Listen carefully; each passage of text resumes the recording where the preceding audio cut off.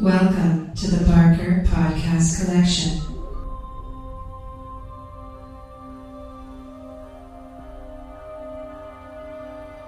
Jin, whatever I do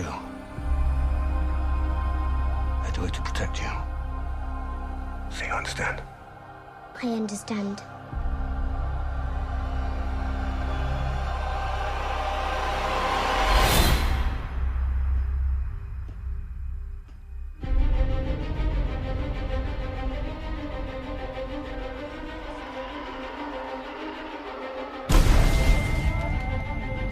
You want to get out of here? Our rebellion is all that remains to push back the Empire. We think you might be able to help us. When was the last time you were in contact with your father? What is this? It appears he is critical to the development of a super weapon. If my father built this thing, we need to find him. All right. How many do I need? They are requesting a call sign. It's, Rogue. Rogue One.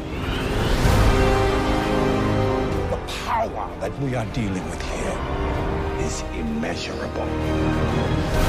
If the Empire has this kind of power, what chance do we have?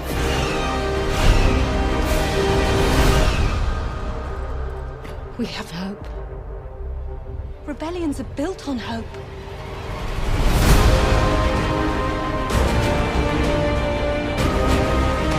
They've no idea we're coming. Take hold of this moment. The force is strong. Make 10 men feel like 100. We'll take the next chance. And the next. You're all rebels, aren't you? Save the rebellion! Save the dream! Welcome to the Not Watching Podcast. My name's Rob Howard, and this week I'm joined by Ian Bruce and Marcus Hurley. Right, so we've all seen Rogue One now, at least once, I think. Twice for me. Have we all seen it? Twice for you, okay. So I saw it at a work screening. I saw it in 3D. I didn't have the best seats, and they had to stop the film about 5 minutes in because it was blurry as fuck. Oh my God. The whole presentation was very dim, but I still managed to see the film. How did the rest of you see it? Did you see it in 3D, 2D, or? I saw it in 2D, and I saw it in a nice little comfy armchair. I'm jealous. I saw This it. is the new cinema that's just opened in Chelmsford. Is this like the meal and Everyman cinema? Okay, cool. I tell you what, my God, such a weird experience. I actually put a post about it. Prior to the film starting, there was a guy, I shit you not, carrying a tray with 2 burgers on, walking around going, "Has anyone ordered burgers? Has anyone ordered burgers?" Did you say yes? Was this while the film was playing? Cinema? No, not while the film was playing. He would have got beaten to death if it happened during that. God, but prior to it, like during the adverts and stuff, and I'm sitting there, I arrive, like, a little bit tardy, sort of 8:17 or whatever for an 8:15 showing, and then they turn up, and I'm thinking, okay, get in, get to your seat, sit down. I know the adverts are playing, but you know, your normal cinema mentality is get to your seat. He goes, "Oh, you know, the adverts are playing for a little bit, so if you want to go to the bar, maybe get yourself something to eat." And I'm like, the fuck? And literally, they're doing like these big hot dogs, like proper gourmet hot dogs. There's food, Right. There's beer, and you take them in. Nice. The armchairs have, it's insane. That's this episode's sponsorship the sorted all anyway. have a little side table, and everyone had a beer. You had pints of beer or whatever, and it was just insane. But they do all that before the film starts, right? Yeah, no, They don't the disrupt bar the is movie. separate. The bar is elsewhere. You go through the bar to get to it, to the screenings. But all the food in the actual screening room, that's not done during the movie. No, they don't take orders and stuff. It's not like some crazy, drive-through or anything like that. But people do have pints of beer. Every now and then, I just kind of, when the film started, I was watching the screen, obviously. But before that, I was just marvelling at the fact that everyone was sitting there with a beer or a Coke or whatever. A couple next to me, I don't know what he had. Something in a short glass. So it might have been like a whiskey or something. And she had a Coke. And I'm just like, wow. it's cool. It was a little pricey, but then I was paying kind of like, they called it the premier seating. So the armchairs were more fabric and stuff. I think there's two types of chairs. I think there's fabric ones and there's kind of like the faux leather style ones or something like that. So it's like IKEA crossed with Odeon. Well, that's the thing. It's really fucking weird. You're sitting on a houndstooth print armchair and I've got two armrests. I'm thinking, I should be in I should be in a showroom. But there's a cinema in front of me. I just couldn't fathom it. It just really threw me. And then I was watching the film, and then when the film was over, it's just once you realise where you are again, I actually took a picture of it. I'll put it on there. I'll post it up for you guys to see. I'll put it on the. So you reckon it's worth the extra couple of quid? Thing is, how much do you pay for the premier seating in Odeon? About 14 quid. Probably the same. 14 quid. Oh, yeah, but this was about 14 quid. For what they called their premier seating, but you're in a fucking armchair. I was amazed. That's awesome. Two people was about 30 quid, which is what you'd pay in Odeon anyway, especially with like the Marvel tax or the, premier film tax that they seem to be doing these days. But yeah, I definitely would recommend it. It was amazing. Okay. Cool. I think I'm going to take my dad to see it after Christmas. So how did you see it, Ian? Did you see it 3D, 2D? Both of them 2D. Cool. Didn't really enjoy Force Awakens in 3D, so I thought I wouldn't risk it this time. It is a gamble. Anyway, right, on to the movie itself. What do we all think? Yeah, I thought you go first, Marcus. You just saw it last night. So actually, I thought they could try harder. I thought Gareth Edwards was a bit weird. I thought, he's doing his weird thing again. People with feelings. Yeah, it's never going to work. Plot. What's that? Don't like it. But no, I was a little weirded out at first. I'm not gonna. This is gonna be a completely honest review. I really enjoyed the film. I don't think for me it's on par with The Force Awakens, but that's only because The Force Awakens. No, I'm being honest. Whether it's whether it's like a troglodytes review or not, that's debatable afterwards. But in terms of honesty, Force Awakens, no pun intended, awakened something within me. That's I left that cinema on the verge of like, oh my god, be still my beating heart. Whereas this film was great. Don't get me wrong, it's fantastic. Some awesome scenes in it. I left the cinema thinking that was a good film, a good Star Wars film. But it wasn't the sort of, oh my god, my head is spinning. What the hell has just happened to me? Wasn't that sort of same feeling? Okay. Also, I'm totally with you there. Also, I had a weird feeling throughout the first part of it because the music was Star Wars, but not Star Wars. So it's like all the Star Wars themes, but in the notes in the not necessarily the right order. So it felt a bit like a bootleg. Yeah, a lot of people have said it's like the best Star Wars fan film ever made. I think it's a bit more than that. Yeah. But I think my problem with it, and it's not like I did really enjoy the movie, but The Force Awakens, I was able, for some reason, those characters were just so appealing to me. I really enjoyed getting to know them. I think with Rogue One, there's just too many of them, and I just didn't really fall in love with them in the same way that I did with Rey and Finn and all those guys. So, apart from the droid, was it KS-20? The or droid something? is amazing and utterly steals it. Every time he was on screen, I was just laughing at him. Like by the end of it, because he was just so. He didn't even have to say anything. I just watched the clip the other day of that bit where he's like, I hope you didn't think that was me. yeah. And the other one where he goes, he's holding the bag, and then he goes, yes, like that'll happen. It just drops then it. He just drops the bag. It's just like, it's brilliant. Congratulations, you're being rescued. Yeah, it was pretty cool. So yeah, you thought a bit more highly of it then, Ian, did you? Overall? For me, it is my favourite Star Wars film, as I will probably say for every Star Wars film that comes out. I think primarily because it didn't have any of the Jedi bollocks.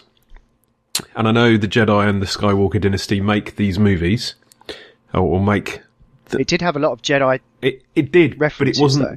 But it was just the MacGuffin. It wasn't the same. It wasn't the central thing that was trying to push it forward. Or maybe you've got a bit of the Force in you. Not a euphemism. And they were on the planet where all the crystals come from that they make the lightsabers Kyber with, which I did not know is what they powers the Death Star weapon. Yeah. But all of the Jedi stuff was always on the fringes. It was about a group of people that could be any one of us doing things that I think we'd probably all hope we would do in that situation. And are we doing spoilers here or not? Well, we've already started, so yeah. And at some point you realise, I realised about a third of the way through, all of these people that I'm starting to fall, not in love with, but starting to go, come on guys, they're all going to die at the end. Yeah. They're all just going to be dead. Because they never get mentioned again. And then... No. When I realised that the first time I saw it, I really enjoyed the rest of the film more because I knew, or I hoped, that they weren't going to go out in a kind of cheesy way. And I think the main reason I liked it was it felt like a 70s war movie where there are a group of people that you kind of knew, and you knew that it was a suicide mission, but you knew they were going to do it like fucking heroes, and you were going to come away going, yeah, good for them. And that's how I felt both times I saw it. So yeah, it sort of felt a bit like Kelly's Heroes or something like that. One of those old sort of that's the feeling I got. Yeah. And I'm not trying to take away from The Force Awakens. That was a great movie, and I loved it. And I hear what you're saying about Rey and Finn, but I like that this was just its little thing, and the next one isn't going to be the children of Jin or any more of that's it. That's this one done. It's a little box on its own of Star Wars glory with some amazing effects, some not so amazing CG effects, which we can perhaps come on to shortly. But the visuals for most of it were breathtaking. And I know I kind of agree with the music, and the skipping around with planets at the start has been mentioned quite a lot on the internet. But it did have some really, really great nods to classic Star Wars expectations. Like, there is no opening crawl at the start, which I kind of liked, a bit bored of them. But there's normally the spaceship that comes over the top in a triangle, and this time that came over the top, but it was the rings of a planet with a shadow over the top. And that was it for me. I was, this is going to be amazing, because that was a really clever way of taking what we thought we were going to get and saying, look, it's the same, but it's different. And that's what I thought it was. Yeah. Yeah. No, I loved, I mean, I got to say, I did actually, despite me saying, it didn't give me the same feeling as that, I walked out of the cinema thinking that was bloody good. Yeah. It felt like reading or watching a comic, or, looking at one of them kind of side stories, a what if, but someone grabbed it by the balls and actually just put it out there, and it was fucking great. It didn't give me the same feeling as The Force Awakens. It gave me a different feeling of equal magnitude. So yeah, I thought the whole fatality of it was quite brave and quite dark. It was extremely Star dark. Wars Jesus. movie. I'll tell you what though. Yeah. When Vader's one of the lighter parts, be careful not to choke on your ambitions. Yes. Yeah. I just thought, well, when Vader's being lighthearted, this film could be so much darker. I'm not entirely sure that was lighthearted. I think that was just remember. I you're know, my bitch, but not the I other way thought it around. was one step away from the Tunes advert, which made me smile for my youth. But no, I love the fact that the French, I can't remember his name, but the French character, I love the fact that he actually wasn't that nice a guy. When he was introduced, when he was introduced, it was his actions. You kind of think, he was Mexican, I think, by the way. Was he Mexican? Really? I don't think he was supposed to be Mexican, but he is Mexican. I thought he was Mexican, sort of okay. Yeah. I thought he was meant to be But I know French. What you mean. He's got that kind of... But it was just the way that he just, we're doing spoilers, but it's the fact that when you see him, it's in that place with the stormtroopers and everything, and he's talking to the guy, and they freak out, and there's a shootout, and then he just disposes of him and climbs up. And then you're like, okay, is this guy a villain? Because you immediately think it's Star Wars. Star Wars has always been clear cut. Yeah, and that's what I liked about it, because also later on he says, we've done some terrible things for the rebellion. So it stopped this, it kind of adds a grey between the black and white of the rebels versus the Empire of every other film. Yeah. That's always very classic World War II perception of the Nazis are evil and the Allies are great.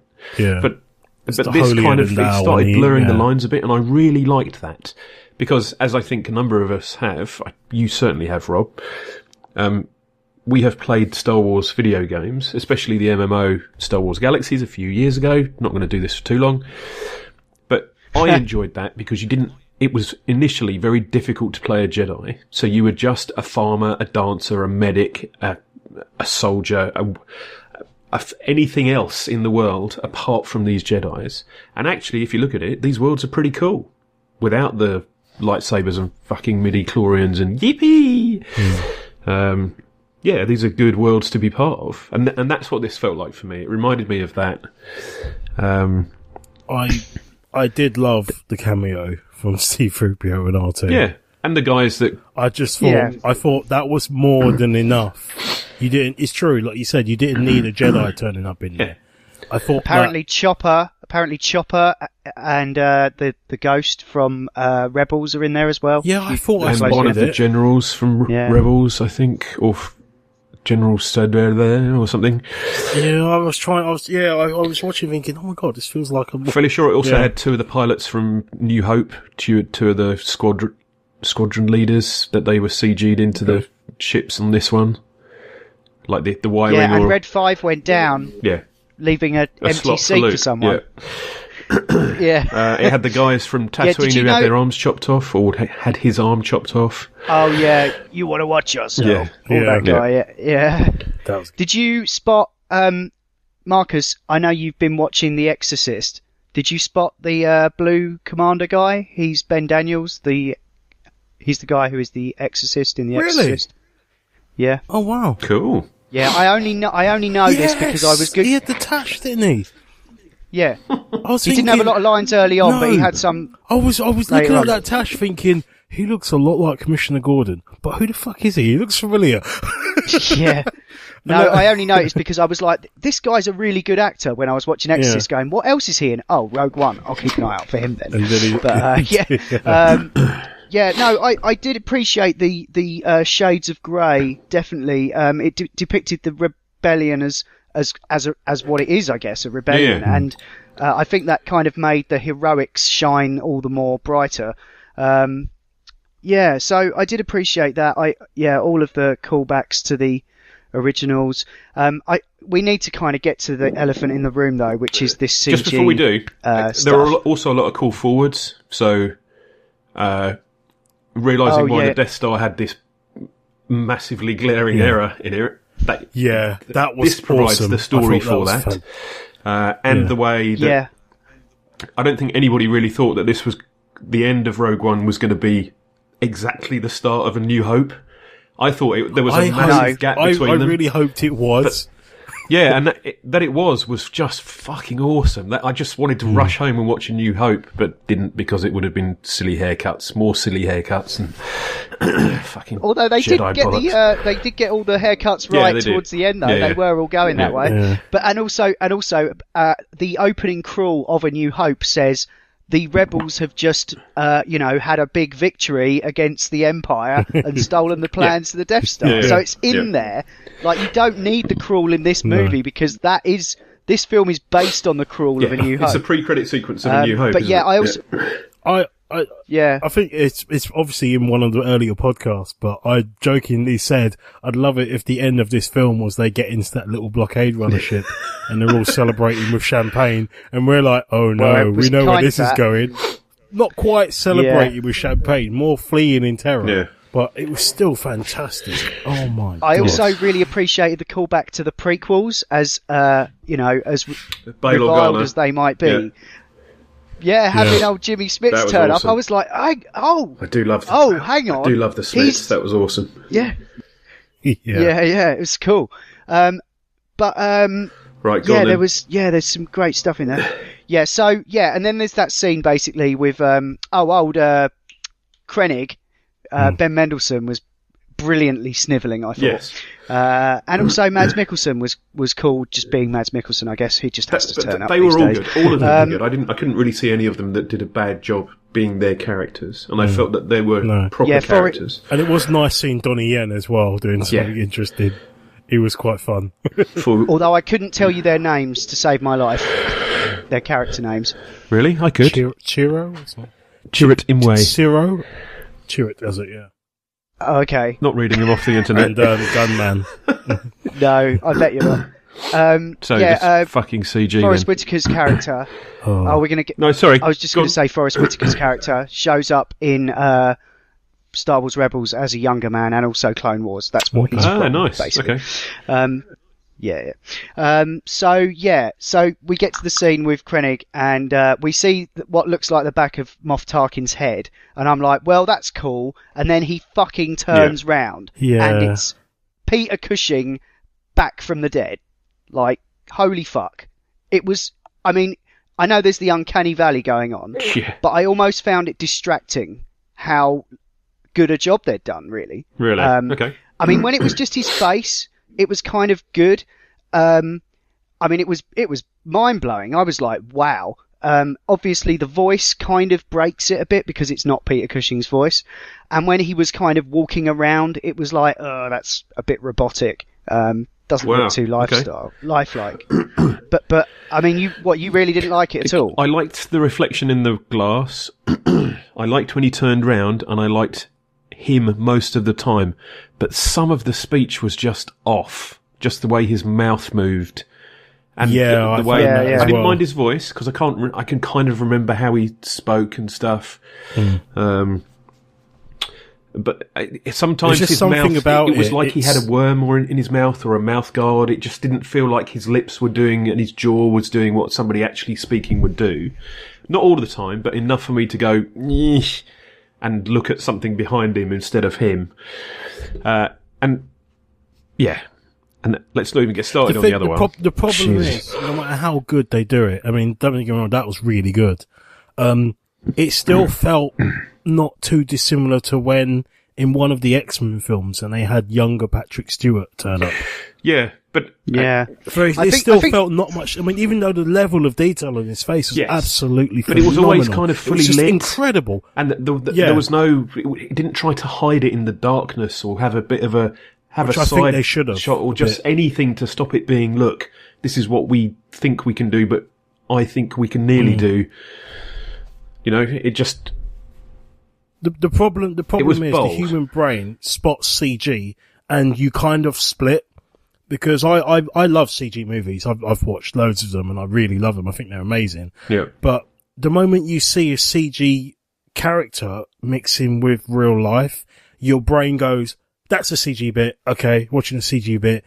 And then you're back into the real bit. It's like playing a video game when the cutscene comes on. It's awesome to look at, but there's the disconnect between cutscene and gameplay. Like proper rendered cutscene. Yeah. You can tell. Your brain just immediately tells, and it pulls you back a tiny bit. It was very bold, and I have no doubt in the next 5 to 10 years we'll see a substantially better version dropped into a version of this movie on re-release on one of the new formats.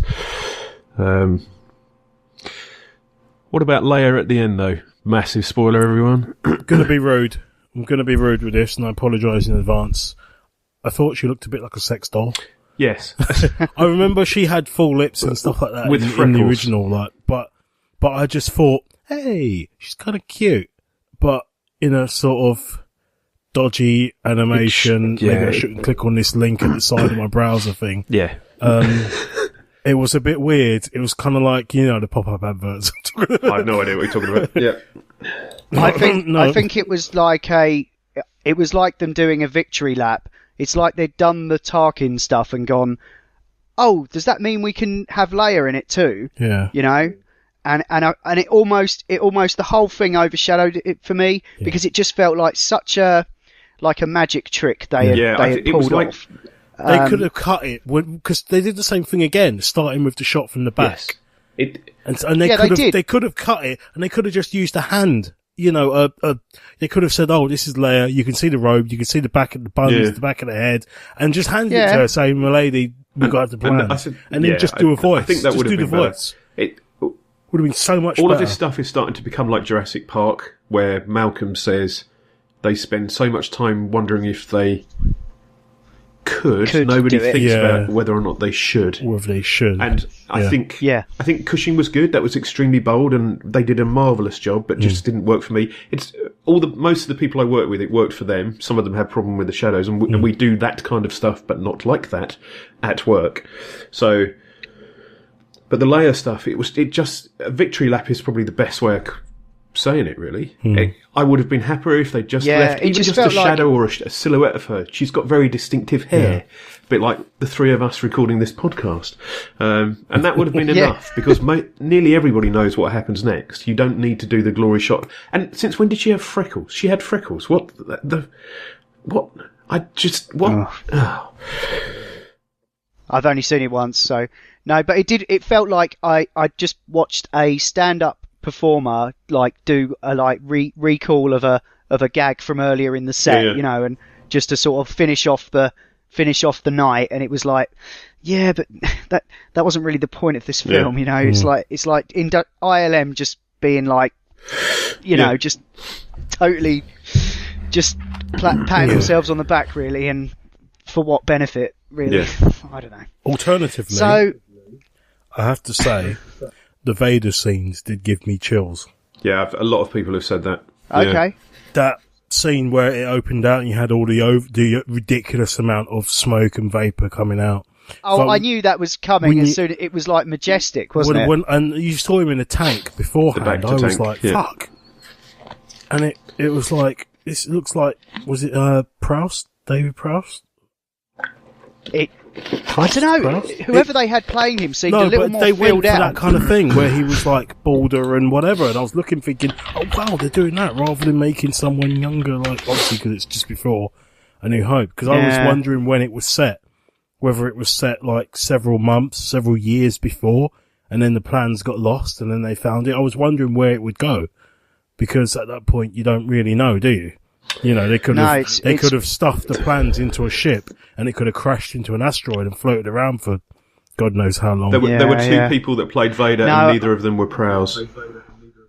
Yeah, but it looked. I was saying, when he was in the tank, it made me immediately think, oh yeah, he was the original Vader before we had that kid, which was nice. Yeah.